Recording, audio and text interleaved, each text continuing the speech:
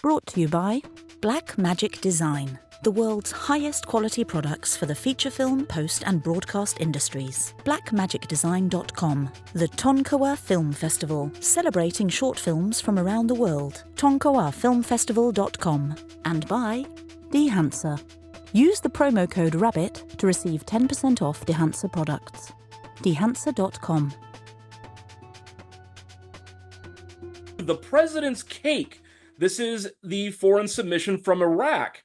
Another one that might get some serious consideration because it has big names as far as the, financial backers. Chris Columbus is one of the EPs on this one. This takes place back in 1990 during Operation Desert Storm, back when Saddam Hussein was still very much in power. Back during Hussein's regime, it was law that the entire nation had to celebrate his birthday. We check in on our main story, a young girl named Lamia who lives in a very small riverside village. She literally takes a canoe to school every day, very poor, but everyone is still expected to pitch in for Saddam's birthday. In her classroom, she is tasked with baking a cake for the celebration. But she has no money. She lives with her grandmother, who is diabetic and disabled, and basically has no resources. So it's like, how are we going to do this? They go to Baghdad, and rather than gather ingredients, the grandmother tries to essentially give Lamia away to friends to raise her and to keep her safe for at least a few days, because there can be repercussions for not taking part in this celebration. And it's a little odd because there are moments that feel like a caper. She literally has a pet rooster that she carries with her. It's like, oh, it's an adventure with a young girl and her chicken, just like Moana, except now it's in the desert. But no, there's a lot of social commentary. Lamia has a friend named Saeed who is the son of a disabled beggar, and he steals from people. He's like he's this film's Artful Dodger, basically. He has to, gather fruit for the festival, so he just steals it. And he helps, Lamia in her quest, but it's like, what is this girl meant to do? She runs away from her grandmother when she realizes she's about to be given away. So now you have a search for the girl with the adults in the city, and the kids trying to get eggs and sugar, like it's the most casual thing in the world. And the big contrast here, I think, like to say a movie like Just an Accident is, like I said there, Jafar Panahi expertly balances the tones. This one, directed by Hasan Hadi, is a little bit murkier when it comes to that. There's a little bit more of tonal whiplash as we go between the Lamia story and the grandmother's search for her and all of the interconnected near misses that they have along the way. And it's enjoyable.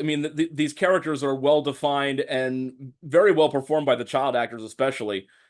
But there were times where it's like, okay, what's the real motivation other than this nebulous fear of reprisals?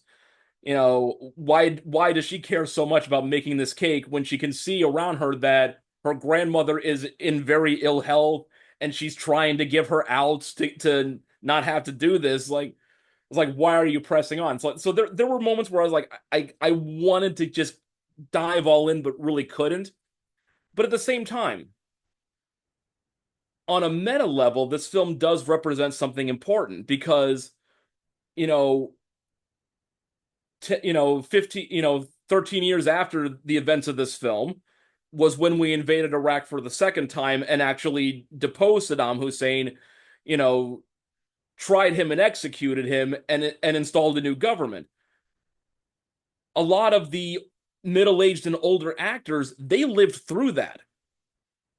So 20 years on from Saddam's death, we now have this film put out in Iraq and endorsed by the Iraqi government to say, yeah, this is how far we've come.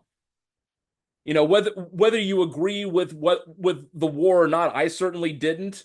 You know, false pretenses, no WMDs, all that other stuff.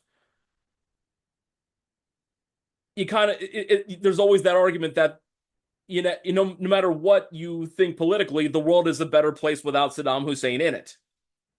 And this is Iraq kind of showing that.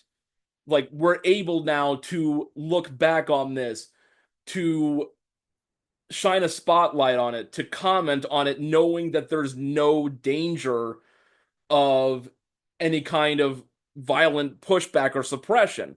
We can actually talk about this honestly. You know, the absurdity of a dictator declaring his birthday a national holiday that everyone has to participate in, regardless of their resources, at a time when American planes were bombing the place and resources were rationed and famine was starting to set in. It's like, as long as, he sits in his palace and gets this gigantic, 10 feet tall cake, he doesn't care. So it again, this is a good film. I'm not knocking it at all as far as the overall quality. But yeah, there are some trappings here and there that it kind of gets stuck in, but on the whole, it's still an achievement that's worth celebrating because, again, 35 years on from the timeline of these events, 20 years on from Saddam's death and removal from the universe, you can kind of see that this is a nation that is healed enough to say, okay, let's tell our stories to the world. And I have to applaud that. This is the BTRP Media Network.